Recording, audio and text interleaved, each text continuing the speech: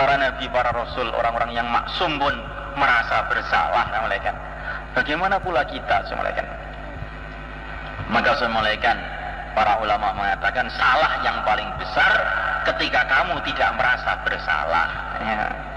Salah yang paling besar ketika kamu tidak merasa bersalah. Ya kuwi sing paling gede salah. Aku ki salah apa tuh? Ya kuwi salahmu. Kok salah apa? Ya kuwi salahmu. Ya. Jadi kalau orang sudah mengatakan saya ini salah apa? Ya itu salahnya. Memulaikan Allah Subhanahu wa taala. Maka man lazimal istighfar ja'alallahu lahu min kulli hammin faraja. Barang siapa yang terus-menerus istighfar, mohon ampun kepada Allah, Allah Subhanahu wa taala akan menjadikan kelonggaran dari setiap kesusahannya. Ka istighfar.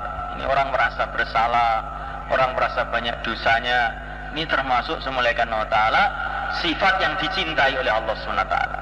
Sifat yang dicintai oleh Allah SWT. Merasa ini banyak salah, saya ini banyak salah, saya ini banyak salah. Nah, mulaikan Allah Ta'ala, kalau orang sudah merasa banyak salah, banyak istighfar, maka Allah Subhanahu wa Ta'ala akan mencintai dia. Innallaha yuhibbut tawwabin. Allah suka dengan orang-orang yang bertaubat. Orang-orang yang bertaubat. Nah, mulaikan Allah Subhanahu wa Ta'ala. Maka ini sifat-sifat dalam yang kita usahakan, malaikat. Bagaimana supaya merubah sifat-sifat dalam ini, malaikat? Sudah menjadi sunnatullah, malaikat. Sifat-sifat itu akan berubah kalau kita ini membuat suasana berubah, membikin lingkungan yang berubah, bikin suasana dakwah, suasana taklim wa ta'lum, zikir ibadah, khidmat, akhlak. Maka dalam suasana itulah, malaikat, kita ini akan berubah menjadi tambah baik. Nah, mulaikan Allah Ta'ala sebagian adonan roti kalau dimasukkan dalam oven, dalam suasana oven, maka dia ini semulaikan Allah Ta'ala akan menjadi roti. Tapi kalau tidak dalam suasana oven, ditaruh di gelas saja atau ditaruh di tempat yang lain, mungkin dia ini akan malah jadi busuk, semulaikan. Maka semulaikan Allah SWT, kita membuat suasana, suasana dakwah, suasana taklim wa ta'alum, suasana zikir ibadah, suasana khidmat, suasana akhlak, suasana pengorbanan.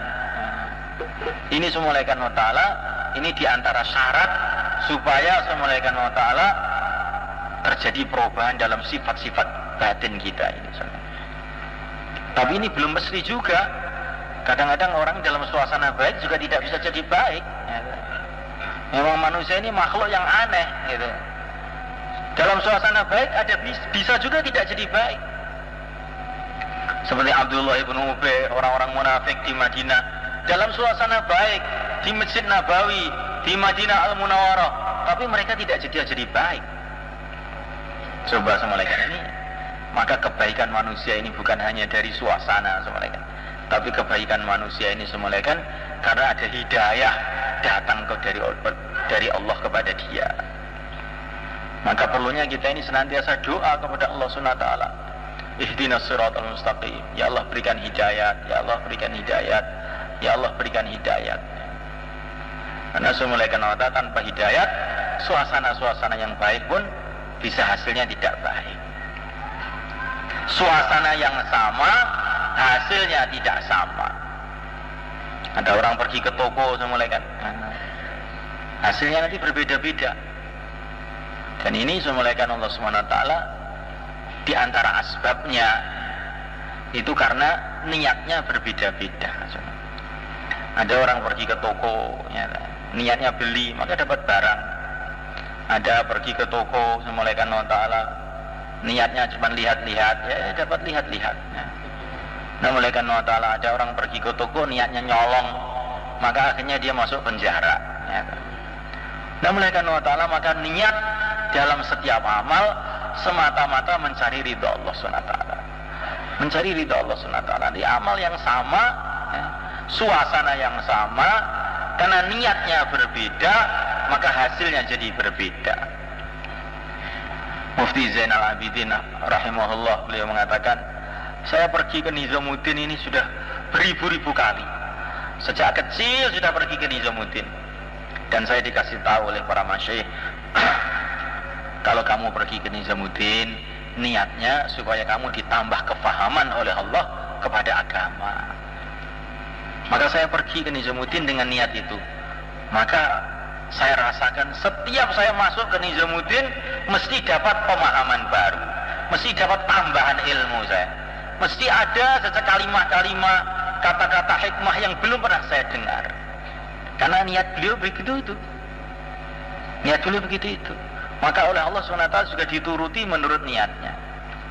Ada orang pergi ke Nizamuddin, tapi ditanya, bagaimana? Apa hasilnya, kesannya di Nizamuddin 2 bulan? Ya sama saja, yang ini 6 sifat di sana itu yang dibicarakan. Sama juga dengan di Surabaya, sama. Ya kan? Jadi Subhanahu wa ta'ala, karena dia tidak ingin menambah kefahaman, akhirnya sampai di sana 2 bulan juga tidak dapat kefahaman apa-apa. Bahkan biasanya orang ini kalau sudah tidak ingin menambah kefahaman, maka dia ini akan mudah jadi orang yang malas. Ya. Dalam majelis dakwah, mereka ini senantiasa senang tidur. Ya.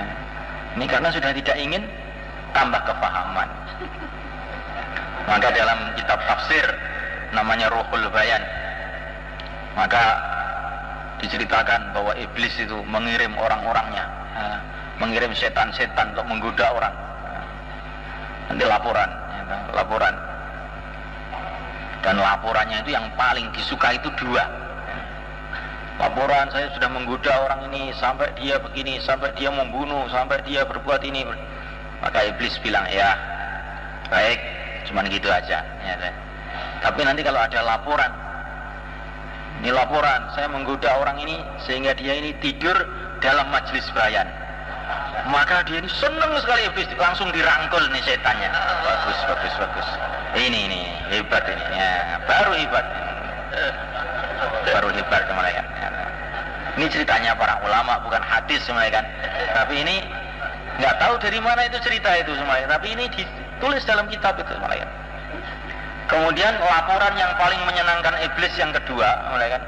Kalau ada laporan, saya telah menggoda fulan sehingga dia bertengkar satu sama lain. Nah, ini langsung iblis itu juga bangkit, bagus, dirangkul ini setan ini sama mereka. Ya, kan? Jadi yang paling disenangi oleh setan itu 2, orang ngantuan, sama orang yang suka bertengkar. Jadi paling senang iblis ini. Ya, karena Subhanahu wa ta'ala ini kalau kita renungi ada benarnya gitu Subhanahu. Karena orang itu Subhanahu wa ta'ala ini orang sudah jauh-jauh datang dalam majelis agama, majelis dakwah. Ini kalau melek nanti bahaya buat iblis ini. Nanti kalau melek dia akan berpikir mengenai agama. Kalau satu orang sudah berpikir mengenai agama ini, dia akan bangkit untuk agama, bisa beribu-ribu orang jadi baik, bahkan bisa berjuta-juta orang jadi baik. Gara-gara satu orang yang melek ini, maka iblis usaha bagaimana supaya orang ini tidur ini. Ya. Satu majelis Subhanahu wa ta'ala, orangnya itu cuma 5 saja. Yang bayan di situ Syekh Ashraf Ali, gurunya Syekh Ilyas. Bayannya ini begitu semangat dan begitu panjang sekali, padahal yang mendengarkan cuma 5 orang. Maka seorang ulama yang lewat di situ tuh heran, Syekh, ini yang mendengar cuma 5 orang saja kok semangat sekali dan panjang sekali.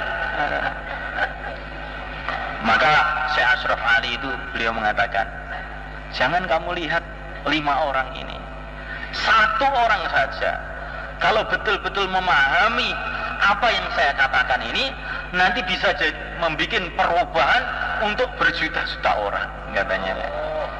Dan ternyata Subhanahu wa ta'ala di antara 5 orang itu ada anak muda yang akhirnya merubah jutaan orang, Syekh Muhammad Ilyas rahimahullah. Jadi jangan kita ini, Pak, mahalah saya ini cuma 1 orang, Pak, ya, sehingga kita ini bicara itu loyo, ini cuma 1 orang, ya, loyo, ya, cuma 1 orang, ya. Lah 1 orang ini Subhanahu wa ta'ala kalau sungguh-sungguh di belakang 1 orang ini bisa jadi ribuan orang. Nah, Subhanahu wa ta'ala ini semua orang yang berkumpul di sini asalnya satu orang malaikat. Usaha agama di Indonesia dari Sabang sampai asalnya satu orang. Usaha di India, di Pakistan asalnya satu orang malaikat. Satu orang ini sungguh-sungguh akhirnya diberkati oleh Allah SWT sehingga menjadi ribuan orang, ratusan ribu orang malaikat. Maka kita ini jangan kemudian kalau bicara dengan satu orang itu loyo, kalau bicara dengan banyak orang semangat. Ini tandanya kita ini tidak tahu nilai seorang manusia sebenarnya kan. Nilai seorang manusia kita tidak tahu. Maka saya mulaikan sering para masyayikh memberikan misal satu biji mangga, jangan kamu anggap satu biji mangga ini kalau kamu pelihara bisa Masya Allah jadi hutan mangga. Jadi hutan mangga. Bahkan ini satu biji mangga ini kalau kamu pelihara nanti bisa jadi pesawat terbang, bisa jadi istana-istana, bisa jadi mobil-mobil. Loh, masa iya? Kalau dipelihara jadi ribuan mangga, bisa dijual, belikan mobil, ya, bisa dibelikan pesawat terbang, ya. Ini biji mangga. Ini bukan biji mangga, ini pesawat terbang ini, ya. Memuliakan Allah Subhanahu wa taala. Nah, kita ini dakwah itu harus dengan rasa seperti itu semuanya. Bicara dengan satu orang, kita tidak tahu mungkin satu orang ini akan dibuka hatinya oleh Allah Subhanahu wa taala sehingga satu orang ini akan jadi asbab hidayat untuk ribu-ribu orang, untuk juta-juta orang. Kita tidak tahu memuliakan Allah taala. Maka dakwah dengan 1000 orang, dengan satu orang, ya, dengan semangat yang sama, dengan keikhlasan yang sama. Nah, itulah orang-orang yang akan sukses semuanya. Dulu di India semuanya ceritanya para masyayikh, ada seorang ulama namanya Athaullah Al-Bukhari. Itu zaman Syekh Muhammad Ilyas, sebelum Syekh Muhammad Ilyas, tapi masih pernah berjumpa dengan Syekh Ilyas, ya. Tapi sudah tua sekali. Beliau ini Masya Allah, kalau bayan ini semuanya sekali bayan saja ini ratusan orang Hindu, bahkan kadang-kadang ribuan orang Hindu pada masuk Islam. Ini Athaullah Al-Bukhari itu luar biasa bayannya. Dan kalau bayan ini luar biasa. Kadang-kadang beliau ini bayan mulai habis isya sampai subuh, habis subuh sampai zuhur. Dan orang itu nggak ada bosan-bosannya mendengar bayan beliau ini. Athaullah Al-Bukhari ini. Satu hari beliau ini bayan, ribuan orang yang mendengar. Setelah selesai bayan, mulai kan tiba-tiba datang satu orang. Syekh, saya ketinggalan Syekh. Kamu dari mana? Saya dari tempat yang jauh, saya datang ke sini untuk mendengar bayan. Ternyata bayan sudah selesai. Nggak apa-apa, kamu duduk, saya akan bayan lagi persis seperti tadi. Persis seperti tadi. Ini semulaikan Allah Ta'ala.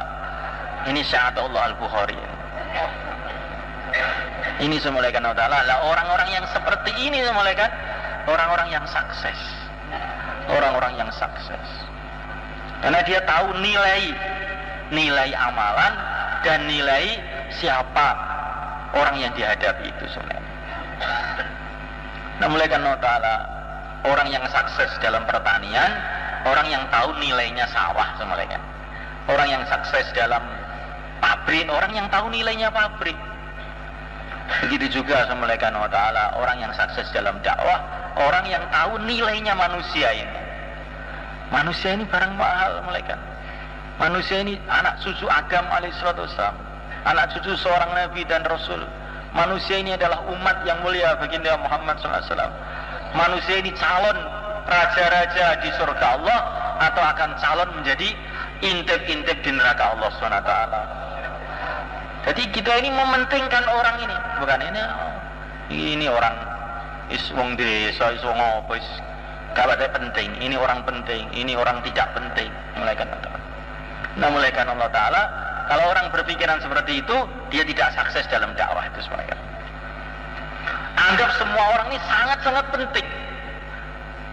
Orang yang kelihatannya tidak penting ini pun sangat penting, karena ini akan jadi raja di surga atau akan digantung di neraka. Maka ini sangat penting ini orang ini. Orang ini sangat penting, apalagi orang yang memang sudah penting. Memang sudah penting, memuliakan Allah Ta'ala. Banyak tokoh-tokoh masyarakat, ini harus kita perhatikan juga. Kalau kita baca Hayatus Sahabah jilid pertama itu, bagaimana Mus'ab ibn Umair radhiyallahu ta'ala anhu bersama orang Ansor, As'ad ibnu Zurarah radhiyallahu ta'ala anhu, beliau bergerak di Madinah Al-Munawwarah selama 1 tahun. Bergerak, Masya Allah, di kebun-kebun, di sumber-sumber air di Madinah. Mus'ab ini orang Muhajirin, kemudian As'ad ini orang Ansor, bergerak. 2 orang, 1 orang Muhajir, 1 orang Ansor, bergerak. Masya Allah, di Madinah. Di antara arah gerak daripada 2 orang ini memikirkan tokoh-tokoh Madinah. Maka As'ad mengatakan kepada Mus'ab itu, Usaid ibn Khudair. Usaid ibn Khudair ini tokoh ini, kalau dia masuk Islam akan banyak yang masuk Islam. Ustukillah, kamu bersungguh-sungguh tawajuh kepada Allah dalam menghadapi Usaid. Usaid masih kafir mulai kan waktu itu. Maka ketika Usaid datang dengan marah-marah kepada Mus'ab, apa ini kamu buat apa ini? Mengganggu ketentraman di kampung saya ini, katanya Usaid. Maka Mus'ab mengatakan, Tuan, apakah tidak lebih baik kalau Tuan duduk dulu, kemudian Tuan dengar apa yang saya ceritakan. Kalau Tuan setuju, ya Tuan ambil. Kalau Tuan tidak setuju, ya nggak apa-apa, tapi dengarkan dulu. Oh bagus, katanya Usaid, bagus, maka didengarkan. Kita dengarkan, langsung masuk Islam. Langsung masuk Islam nih Usaid, Masya Allah. Kemudian Usaid mengatakan, mikir tokoh yang lain juga. Ini ada Sa'ad ibnu Mu'ad, ini tokoh nih, akan saya bawa ke sini. Pokoknya nanti kalau ke sini, kamu sungguh-sungguh kepada Allah supaya dia dapat hidayah. Maka Usaid ini bilang sama Sa'ad, itu di sana itu saudara kamu As'ad ibnu Zurarah mau dibunuh orang, cepat-cepat kamu sana. Padahal ini cuma ditipu aja dia ini. Ini saudara kamu As'ad mau dibunuh orang, cepat-cepat ke sana. Masa ya iya? Langsung ini saat berangkat pergi ke majelisnya Mus'ab itu. As'ad di situ juga, kok nggak ada apa-apa ya. Oh, paham saya, ini maksudnya suruh mendengarkan pengajian di sini. Akhirnya Sa'ad pun masuk Islam. Sa'ad pun masuk Islam. Jadi sudah mulaikan Allah Subhanahu wa taala. Kita ini asasnya dakwah ini memikirkan orang-orang umum, orang-orang du'afa. Karena pandemen dakwah ini orang du'afa. Innama tungsaruna bi du'afaikum, kata Nabi SAW. Pertolongan Allah itu datang dari orang-orang du'afa, orang-orang lemah, orang-orang miskin. Ini pandemennya sebenarnya. Tapi di samping itu semuanya kan kita juga memikirkan tokoh-tokoh, ikram kepada para ulama-ulama, supaya timbul hubungan baik dengan mereka. Bismillahirrahmanirrahim Allah Ta'ala. Dikatakan para masyayikh kita, kalau satu kampung ulama sudah mengatakan iya kepada kerja dakwah ini, berarti sudah 50% kerja sudah selesai, katanya. Kalau ulama sudah iya itu 50% kerja sudah selesai.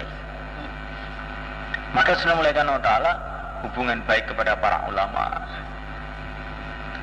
Timbulkan satu suasana, ulama itu akan punya kefahaman, ini orang-orang dakwah itu orang saya juga itu.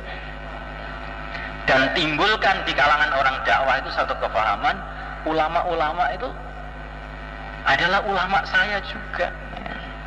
Tidak ada istilah ulama tabligh, pesantren tabligh, tidak ada sebenarnya. Semua ulama, ulama kita. Semua ulama itu ulama kita. Kita harus hormati mereka, kita harus berdoa untuk mereka. Seperti doanya Maulana Ihsan di Rewin itu, tiap taklim akhir itu sering beliau berdoa, ya Allah berikanlah keberkahan kepada para ulama, berikanlah keberkahan kepada para ulama, mudahkanlah mereka untuk menyebarkan agamamu di seluruh alam. Ya Allah mudahkanlah umat ini untuk mendekat kepada para ulama sehingga belajar ilmunya Rasulullah SAW. Ya begitu semuanya kan. Jadi jangan sampai ada suasana-suasana golongan-golongan, suasana golongan-golongan. Kita menjadi umat yang satu sebenarnya.